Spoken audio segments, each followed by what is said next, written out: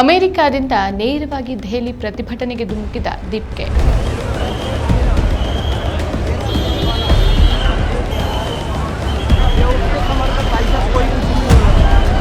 ಗೋಧಿ ಮೀಡಿಯಾ ಮೌನ, ಯುವಶಕ್ತಿಯ ಘರ್ಜನೆ.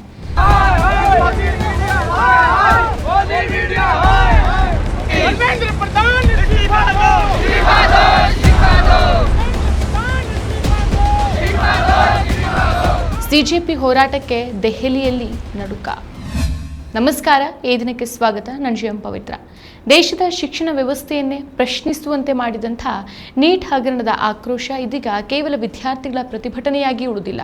ಅದು ಸಾಲು ಸಾಲು ಪರೀಕ್ಷಾ ಅಕ್ರಮಗಳಿಂದ ನೊಂದ 5 ಅಮಾಯಕ ವಿದ್ಯಾರ್ಥಿಗಳ ಆತ್ಮಹತ್ಯೆಯ ಬೆನ್ನಲ್ಲೇ ಕೇಂದ್ರ ಸರ್ಕಾರದ ಬುಡಕ್ಕೆ ನೇರವಾಗಿ ಬೆಂಕಿ ಇಟ್ಟಿದೆ.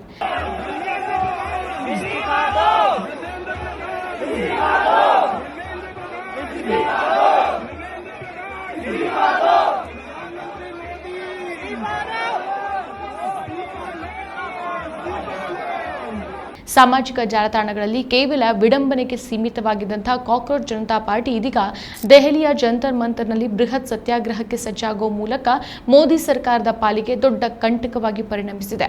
ಇನ್ನು ಲಡಾಖ್ ಹೋರಾಟಗಾರ ಸೋನಂ ವಾಂಗ್ಚುಕ್ ಅವರು ಪ್ರತಿಭಟನಾಕಾರರ ಬೆಂಬಲಕ್ಕೆ ನಿಂತು ಸಿಜೆಪಿ ಸದಸ್ಯರನ್ನ ಮುಟ್ಟಿದ್ರೆ 42 ದಿನಗಳ ಉಪವಾಸ ಕೂರ್ತೇನೆ ಅಂತ ಕೇಂದ್ರ ಸರ್ಕಾರಕ್ಕೆ ನೇರವಾಗಿ ಸವಾಲ್ ಹಾಕಿರೋದು ಗೃಹ ಇಲಾಖೆಯ ನಿದ್ದೆಯನ್ನ ಕೆಡಿಸಿದೆ. 100% ಶುದ್ಧ ಶ್ರೀಗಂಧ ಎಣ್ಣೆಯಿಂದ ತಯಾರಾಗಿದೆ. ಅಸಲಿ ಉತ್ತಮಿಕೆಯನ್ನು ಹೊಂದಿದೆ. ಮೈಸೂರು ಸ್ಯಾಂಡಲ್ ಸೋಪ್, ನನ್ನ ರಾಯಲ್ ಬ್ಯೂಟಿ ರಿಚುವಲ್. ಲಕ್ಷಾಂತರ ವಿದ್ಯಾರ್ಥಿಗಳ ಭವಿಷ್ಯದ ಜೊತೆಗೆ ಆಟವಾಡಿ 5 ಜೀವಗಳು ಬಲಿಯಾಗೋಕೆ ಕಾರಣವಾದ ಮೇಲೂ ಶಿಕ್ಷಣ ಸಚಿವ ಧರ್ಮೇಂದ್ರ ಪ್ರಧಾನ್ ಅಧಿಕಾರದಲ್ಲಿ ಮುಂದುವರಿತಾ ಇರೋದು ವ್ಯವಸ್ಥೆಯ ಜಡತ್ವಕ್ಕೆ ಸಾಕ್ಷಿ ಅಂತ ಸಿಜೆಪಿ ಸ್ಥಾಪಕ ಅಭಿಜಿತ್ ದೀಪ್ಕೆ ಗುಡುಗಿದ್ದಾರೆ. ಸಚಿವರ ತಕ್ಷಣದ ರಾಜೀನಾಮೆಯೇ ಇಂದಿನ ಹೋರಾಟದ ಏಕೈಕ ಮತ್ತು ಅಂತಿಮ ಬೇಡಿಕೆ ಆಗಿದೆ. ಈ ಬಿಗಿಪಟ್ಟು ಸದ್ಯ ಕೇಂದ್ರ ಸರ್ಕಾರವನ್ನ ತೀವ್ರ ಇಕ್ಕಟ್ಟಿಗೆ ಸಿಲುಕಿಸಿದೆ.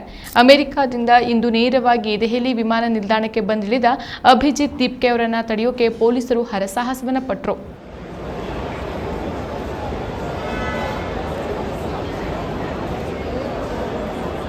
ಆರಂಭದಲ್ಲಿ ತಾಂತ್ರಿಕ ನೆಪಗಳನ್ನು ಒಡ್ಡಿ ಪ್ರತಿಭಟನೆಯನ್ನು ಹತ್ತಿಕ್ಕೋಕೆ ಸರ್ಕಾರ ಯತ್ನಿಸಿತ್ತಾದರೂ ಸಹ ದೇಶದಾದ್ಯಂತ ಭುಗಿಲೆದ್ದ ಯುವಶಕ್ತಿಯ ಆಕ್ರೋಶಕ್ಕೆ ಮಣಿಯಲೇಬೇಕಾಯಿತು.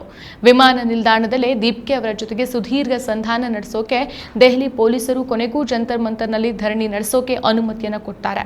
ಇದು ಸರ್ಕಾರದ ಸರ್ವಾಧಿಕಾರಿ ಧೋರಣೆಗೆ ಯುವಶಕ್ತಿ ಕೊಟ್ಟ ಮೊದಲ ಪೆಟ್ಟು ಅಂತ ವಿಶ್ಲೇಷಿಸಲಾಗ್ತಾ ಇದೆ. ಈ ಹೋರಾಟ ಕೇವಲ ವಿದ್ಯಾರ್ಥಿಗಳಿಗೆ ಸೀಮಿತವಾಗಿಲ್ಲ. ಇದು ಇಡೀ ದೇಶದ ಆಕ್ರೋಶ ಅನ್ನೋದನ್ನ ಸಾಬೀತುಪಡಿಸೋಕೆ ಲಡಾಖ್ನಿಂದ ಸೋನಂ ವಾಂಗ್ಚುಕ್ ದಿಢೀರ್ ಎಂಟ್ರಿ ಕೊಟ್ಟಿದ್ದಾರೆ. ಶುಕ್ರವಾರ ತಡರಾತ್ರಿ ಅವರು ಹಂಚಿಕೊಂಡಿರುವಂತಹ ವಿಡಿಯೋ ಸಂದೇಶ ಕೇಂದ್ರ ಸರ್ಕಾರದ ಬುಡವನ್ನ ಅಲ್ಲಾಡಿಸಿದೆ. ಜೂನ್ 6ರಂದು ನಾನು ನಿಮ್ಮನ್ನ ಭೇಟಿ ಮಾಡೋಕೆ ದೆಹಲಿಗೆ ಬರ್ತಿದ್ದೇನೆ. ಒಂದು ವೇಳೆ ಸರ್ಕಾರ ಸಿಜೆಪಿ ಸದಸ್ಯರನ್ನ ಅಥವಾ ಅಭಿಜಿತ್ ಅವರನ್ನ ಬಂಧಿಸಿ ಹೋರಾಟ ಹತ್ತಿಕ್ಕೋಕೆ ಯತ್ನಿಸಿದ್ರೆ ನಾನು ಅದೇ ಕ್ಷಣದಿಂದ 42 ದಿನಗಳ ಕಾಲ ಅನಿರ್ದಿಷ್ಟಾವಧಿ ಉಪವಾಸ ಸತ್ಯಾಗ್ರಹವನ್ನು ಆರಂಭಿಸ್ತೇನೆ ಅಂತ ವಾಂಗ್ಚುಕ್ ಎಚ್ಚರಿಸಿದ್ದಾರೆ. ತಾವಂತೂ ಸಿದ್ಧವಿರೋದಾಗಿ ಹೇಳಿರೋ ಅವರು ಮುಂದಿನ ಪರಿಣಾಮ ಎದುರಿಸೋಕೆ ಸರ್ಕಾರ ಸಿದ್ಧವಿದೆಯಾ ಅಂತ ನೇರ ಪ್ರಶ್ನೆ ಹಾಕಿದ್ದಾರೆ. ವಾಂಗ್ಚುಕ್ ಅವರ ಈ ನಡೆ ದೆಹಲಿ ದರ್ಬಾರ್ಗೆ ನಡುಕ ಹುಟ್ಟಿಸಿದೆ. ಯಾಕಂತಂದ್ರೆ ಈಗಾಗಲೇ ಲಡಾಖ್ ಹೋರಾಟದ ಮೂಲಕ ದೇಶದ ಗಮನ ಸೆಳೆದಿರುವಂತಹ ವಾಂಗ್ಚುಕ್ ಅವರ ಉಪವಾಸ ಸತ್ಯಾಗ್ರಹ ಆರಂಭವಾದರೆ ಅದು ಮೋದಿ ಸರ್ಕಾರದ ವಿರುದ್ಧ ರಾಷ್ಟ್ರ ಮಟ್ಟದ ಆಂದೋಲನವಾಗಿ ಬದಲಾಗುವ ಆತಂಕ ಗೃಹ ಸಚಿವಾಲಯವನ್ನ ಕಾಡ್ತಾ ಇದೆ. ವಿಡಂಬನೆಯ ಅಸ್ತ್ರ ಹಿಡಿದು ಬಂದಿದ್ದಂತಹ ಚಳುವಳಿ ಈಗ ಸಂಪೂರ್ಣ ಗಂಭೀರ ರಾಜಕೀಯ ಸತ್ಯಾಗ್ರಹವಾಗಿ ರೂಪಾಂತರಗೊಂಡಿದೆ. ದೀಪ್ಕೆ ಭಾರತಕ್ಕೆ ಬಂದಿಳಿದ ತಕ್ಷಣ ಮಾಡಿದಂತಹ ಟ್ವೀಟ್ ಸರ್ಕಾರದ ಅಹಂಕಾರಕ್ಕೆ ಶಾಂತಿಯುತವಾಗಿಯೇ ಸವಾಲನ್ನು ಎಸೆದಿದೆ.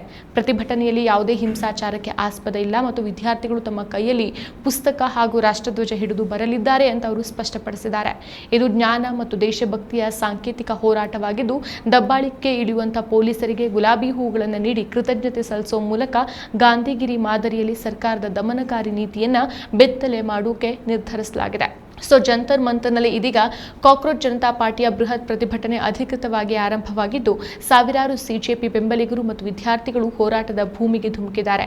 ಶಿಕ್ಷಣ ಸಚಿವರ ರಾಜೀನಾಮೆಗೆ ಒತ್ತಾಯಿಸಿ ವಿಭಿನ್ನ ಹಾಗೂ ತೀಕ್ಷ್ಣವಾದ ಪೋಸ್ಟರ್ಗಳನ್ನು ಹಿಡಿದಿರೋ ಯುವ ಸಮೂಹ ದೆಹಲಿಯ ಆಕಾಶ ಮುಟ್ಟುವಂತೆ ಘೋಷಣೆಗಳನ್ನು ಕೂಗ್ತಾ ಇದೆ. ಈ ನಡುವೆ ಕಾಕ್ರೋಚ್ ಇಸ್ ಬ್ಯಾಕ್ ಎಕ್ಸ್ ಖಾತೆಯಿಂದ ಸರಣಿ ಪೋಸ್ಟ್ಗಳನ್ನು ಹಾಕಲಾಗ್ತಾ ಇದ್ದು ಧರ್ಮೇಂದ್ರ ಪ್ರಧಾನ್ ಅವರು ರಾಜೀನಾಮೆ ನೀಡಲೇಬೇಕು, ಈ ಶಿಕ್ಷಣ ಸಚಿವರನ್ನ ನಾವೇ ಮತ ಹಾಕಿ ಗೆಲ್ಲಿಸಿ ಲೋಕಸಭೆಗೆ ಕಳಿಸಿದ್ದೇವೆ, ನಮ್ಮ ತೆರಿಗೆ ಹಣದಿಂದಾನೇ ಅವರಿಗೆ ಸಂಬಳ ಸಿಗ್ತಾ ಇದೆ. ಆದರೆ ಇವರ ಅಧಿಕಾರಾವಧಿಯಲ್ಲಿ ಲಕ್ಷಾಂತರ ಯುವಕರ ಭವಿಷ್ಯ ಕತ್ತಲೆಗೆ ತಳ್ಳಲ್ಪಟ್ಟಿದೆ. ಈಗ ಕಾಕ್ರೋಚ್ಗಳು ಬರ್ತಾವಿದೆ, ಧರ್ಮೇಂದ್ರ ಪ್ರಧಾನ್ ಹೋಗ್ತಾರೆ ಅಂತ ನೇರವಾಗಿ ಚಾಟಿ ಬೀಸಿದ್ದಾರೆ. ಇದೇ ವೇಳೆ ಪ್ರತಿಭಟನೆಯಲ್ಲಿ ಭಾಗಿಯಾದಂಥ ವಿದ್ಯಾರ್ಥಿಯೊಬ್ಬರ ಮಾತುಗಳು ನೆರೆದಿದ್ದವರ ಕಣ್ಣಾಲಿಗಳನ್ನು ಒದ್ದೆ ಹಾಕಿಸಿದೆ. ನನ್ನ ಪೋಷಕರ ಮಾತನ್ನ ಮೀರಿ ನಾನು ಇಲ್ಲಿ ಬಂದು ಸೇರಿದ್ದೇನೆ. ಈಗ ನಾನು ತುಂಬಾ ಭಾವುಕಳಾಗಿದ್ದೇನೆ. ಆದರೆ ಶಿಕ್ಷಣ ಅನ್ನೋದು ನನ್ನ ಮೂಲಭೂತ ಹಕ್ಕು ಅಂತ ನನ್ನ ಹೆತ್ತವರಿಗೆ ಮನವರಿಕೆ ಮಾಡಿಕೊಟ್ಟು ನಾನು ಇಲ್ಲಿಗೆ ಬಂದಿದ್ದೇನೆ ಅಂತ ಆಕೆ ವ್ಯವಸ್ಥೆಯ ವಿರುದ್ಧ ಆಕ್ರೋಶವನ್ನು ಹೊರಹಾಕಿದ್ದಾಳೆ. I have gone against my parents too to come here. I have just it was a really emotional thing in the morning when I was coming here because I have told them because this is my right to have an education, to a basic necessity of every student, right? So that's why I'm here. Jantar ಮಂತರ್ನಲ್ಲಿ ನೆರೆದಿರುವಂತಹ ಪ್ರತಿಭಟನಾಕಾರರು ಅಲ್ಲಿನ ಚಿತ್ರ ಹಾಗೂ ವಿಡಿಯೋಗಳನ್ನು ಸಾಮಾಜಿಕ ಜಾಲತಾಣಗಳಲ್ಲಿ ಹಂಚಿಕೊಂಡು cockroach is back ಖಾತೆಯನ್ನು tag ಮಾಡುವಂತೆ CJP ಕರೆ ಕೊಟ್ಟಿದೆ. ಕಾಕ್ರೋಚ್ ಪಾರ್ಟಿ ಜಿಂದಾಬಾದ್, ಧರ್ಮೇಂದ್ರ ಪ್ರಧಾನ್ ಅವರ ರಾಜೀನಾಮೆಗೆ ಒತ್ತಾಯಿಸಿ ಸಾವಿರಾರು ಪ್ರತಿಭಟನಾಕಾರರು ಜಂತರ್ ಮಂತರ್ಗೆ ಧಾವಿಸುತ್ತಿದ್ದಾರೆ. ನೀವು ಅಲ್ಲಿದ್ರೆ #CJP ಪ್ರೊಟೆಸ್ಟ್ ಅನ್ನುವಂಥದ್ದನ್ನ ಬಳಸಿ ನಿಮ್ಮ ಚಿತ್ರ ಹಾಗೂ ವಿಡಿಯೋಗಳನ್ನು ನಮ್ಮ ಜೊತೆಗೆ ಹಂಚಿಕೊಳ್ಳಿ ಅಂತ ಸಿಜೆಪಿ ಡಿಜಿಟಲ್ ಲೋಕದಲ್ಲೂ ಸಹ ಬಿರುಗಾಳಿಯನ್ನು ಎಬ್ಬಿಸಿದೆ. 5 ಜೀವಗಳು ಬಲಿಯಾಗಿದ್ದರೂ ದೇಶದ ಗೋಧಿ ಮೀಡಿಯಾ ತೋರ್ತಾ ಇರುವಂತಹ ಉದಾಸೀನತೆ ಸಾರ್ವಜನಿಕರ ಆಕ್ರೋಶಕ್ಕೆ ಬೆಂಕಿ ಜ್ವಾಲೆಯಾಗೋಕೆ ಶುರುವಾಗಿದೆ.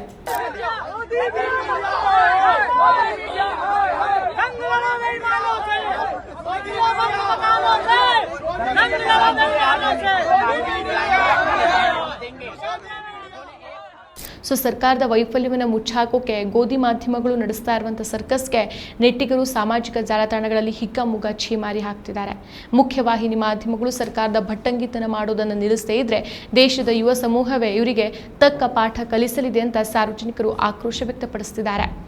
ಮಾಧ್ಯಮಗಳು ಜನರ ಧ್ವನಿಯಾಗೋಕೆ ವಿಫಲರಾಗಿರೋದ್ರಿಂದಾನೇ ಇಂದು ಕಾಕ್ರೋಚ್ ಜನತಾ ಪಾರ್ಟಿಯಂಥ ಪರ್ಯಾಯ ಶಕ್ತಿಗಳು ಕೇಂದ್ರ ಸರ್ಕಾರದ ಬುಡಕ್ಕೆ ಬೆಂಕಿ ಇಡೋ ಮಟ್ಟಕ್ಕೆ ಬೆಳೆದು ನಿಂತಿರೋದು. ಅಮೆರಿಕಾದಿಂದ ಧಾವಿಸಿ ಬಂದಿರುವಂಥ ದೀಪ್ಗೆ, ಲಡಾಖ್ನಿಂದ ನುಗ್ಗಿ ಬಂದಿರುವಂತಹ ವಾಂಗ್ಚುಕ್ ಮತ್ತು ದೇಶದ ಮೂಲೆ ಮೂಲೆಗಳಿಂದ ದೆಹಲಿಯತ್ತ ಹರಿದು ಬರ್ತಾ ಇರುವಂತಹ ಯುವ ಸಮೂಹ ಇವೆಲ್ಲವೂ ಸೇರಿ ಕೇಂದ್ರ ಸರ್ಕಾರದ ವಿರುದ್ಧ ಸಾರ್ವತ್ರಿಕ ಯುದ್ಧ ಘೋಷಿಸಿದಂತಿದೆ. ನೀಟ್ ಅಕ್ರಮದಿಂದ ನೊಂದ 5 ವಿದ್ಯಾರ್ಥಿಗಳ ಆತ್ಮಹತ್ಯೆ ಮತ್ತು ವಾಂಗ್ಚುಕ್ ಅವರ 42 ದಿನಗಳ ಉಪವಾಸದ ಎಚ್ಚರಿಕೆಗೆ ಹೆದರಿ ಕೊನೆ ಕ್ಷಣದಲ್ಲಿ ಪೊಲೀಸರು ಅನುಮತಿ ನೀಡಿರೋದು ಸರ್ಕಾರದ ಮಣಿತವನ್ನ ತೋರಿಸುತ್ತೆ. ಯುವ ಶಕ್ತಿಯ ಈ ಮೊದಲ ದೆಹಲಿ ದಿಗ್ವಿಜಯಕ್ಕೆ ಮೋದಿ ಸರ್ಕಾರ ಮಂಡಿಯೂರಲಿದೆಯಾ ಮತ್ತು ಶಿಕ್ಷಣ ಸಚಿವರ ವಿಕೆಟ್ ಪತನವಾಗಲಿದೆಯಾ ಅನ್ನೋದನ್ನ ನೋಡೋಕೆ ಇಡೀ ದೇಶದ ಕಣ್ಣು ಈಗ ಜಂತರ್ ಮಂತರ್ನತ್ತ ನಿಟ್ಟಿದೆ. ಮತ್ತಷ್ಟು ವಿಶೇಷ ವಿಡಿಯೋಗಳನ್ನು ನೋಡಲು ಮತ್ತು ಹೊಸ ವಿಡಿಯೋಗಳ ಬಗ್ಗೆ ತಿಳಿಯಲು eDina.com ಯೂಟ್ಯೂಬ್ ಚಾನೆಲ್ ಸಬ್ಸ್ಕ್ರೈಬ್ ಮಾಡಿ ಮತ್ತು ಬೆಲ್ ಐಕಾನ್ ಕ್ಲಿಕ್ ಮಾಡಿ.